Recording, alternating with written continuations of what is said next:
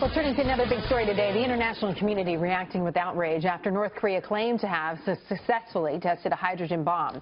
The UN Security Council convening an emergency meeting earlier today in New York City, and there's some headlines crossing right now. David Lee Miller is live there at this hour. David. That's right, Jenna. Just moments ago, the UN Security Council ended its two-hour meeting, and they issued a press statement essentially saying there is consensus for condemnation of North Korea for conducting this test.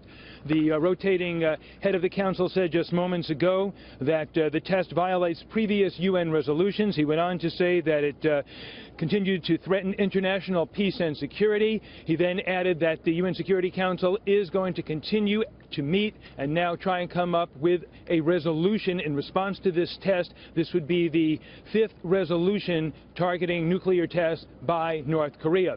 And as all this is going on, Jenna, it's important to underscore that the question remains, did they or didn't they detonate a hydrogen bomb? Only the North Koreans know for sure. Despite a dramatic announcement on North Korean state television, there is still widespread skepticism in the international community about what happened if this was a hydrogen bomb. U.S. officials say it's going to take several days to determine precisely what type of bomb was tested.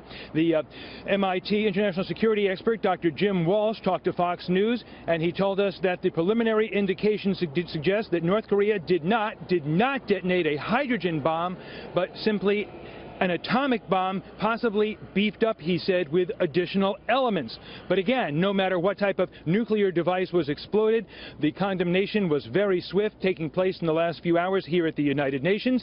And before the Security Council meeting got underway, 11 o'clock East Coast time, the Secretary General, Ban Ki-moon, spoke to reporters expressing his outrage. Listen. This act is profoundly destabilizing for regional security and seriously undermines international non-proliferation efforts. I condemn it unequivocally. One thing worth noting here is that in issuing this press statement, the Security Council had to have on board perhaps North Korea's greatest ally, China. China says it was not given any advance notice of this nuclear test and is one of the many countries now expressing condemnation. The Russian ambassador said simply going into the meeting, cool heads are going to have to prevail. What's needed is, he said, a proportionate response. The UN Security Council will continue to meet over the next several days, trying to come up with yet another resolution. Jenna? David Lee, thank you.